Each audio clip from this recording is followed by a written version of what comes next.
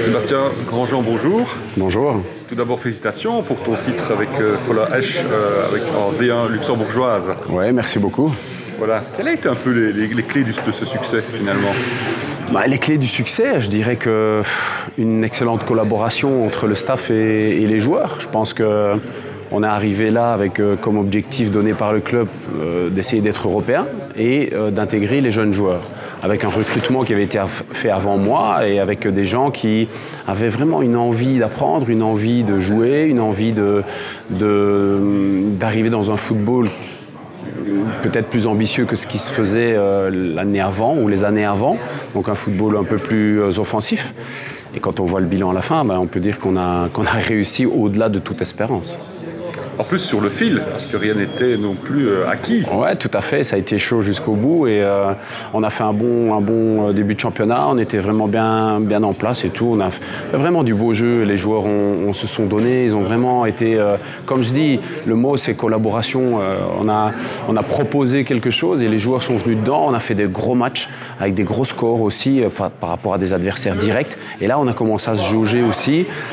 Et puis à un moment, on a eu un coup de mou. On a eu un coup de mou à 5-6 matchs de la fin avec 3 défaites sur 4 matchs et qui a secoué un peu le vestiaire parce que les objectifs étaient atteints puisqu'on était déjà européens, mais on était tellement proche du but d'être champion et de le lâcher à ce moment-là et on s'est remis tous en question.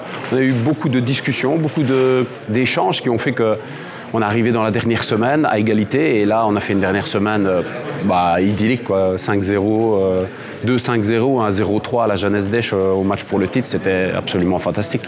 Justement, tu as parlé qu'il y a eu beaucoup d'échanges et tu as participé ce matin à une formation sur comment communiquer son projet de jeu. C'est important pour toi de continuer à te former?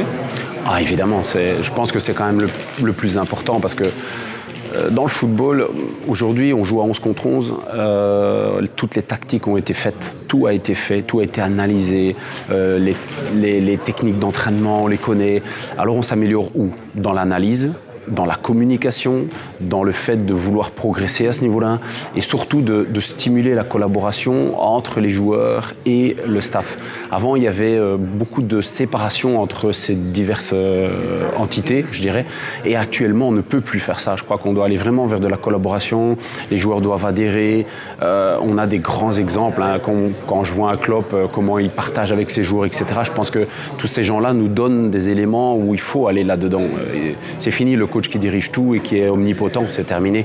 Aujourd'hui, je pense que les joueurs ont aussi des décisions à prendre par rapport au style de jeu, par rapport au projet de jeu, etc. Voir s'ils adhèrent. Et s'ils n'adhèrent pas, il faut arriver à une solution qui fait que on aille vers un but. Et le but, il est simple, c'est gagner.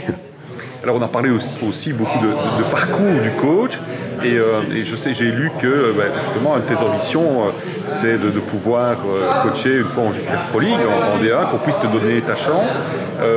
Donc finalement, et prendre de l'expérience justement en D1 luxembourgeois, de continuer à te former. Tu penses que c'est les étapes nécessaires? J'ai eu la chance dans le football de faire un peu tous les échelons. J'ai commencé en deuxième provinciale, première provinciale, je suis allé en division 2 nationale avec Virton, et puis après en division 3 avec la Louvière, et en Coupe d'Europe avec les divers clubs luxembourgeois, Jeunesse d'Esch, Dudelange et Fola, Champions League, Europa League. Donc je veux dire, aujourd'hui à 51 ans, j'ai une certaine construction, j'ai beaucoup de recul. Je ne rêve pas, c'est pas ça que je dis juste que quand on me pose la question, oui j'ai envie, et je pense que c'est légitime. Une fois qu'on me donne ma chance dans cette D1, ça s'est joué déjà à peu de choses que ça se fasse. Est-ce que ça se fera? J'en sais rien. Je vis ça tout à fait tranquillement parce que j'ai une belle situation, une belle vie, mais je veux dire, le parcours ne serait pas total si je le faisais pas une fois. Ce serait cool. Tout le mal qu'on te souhaite. Merci beaucoup, merci.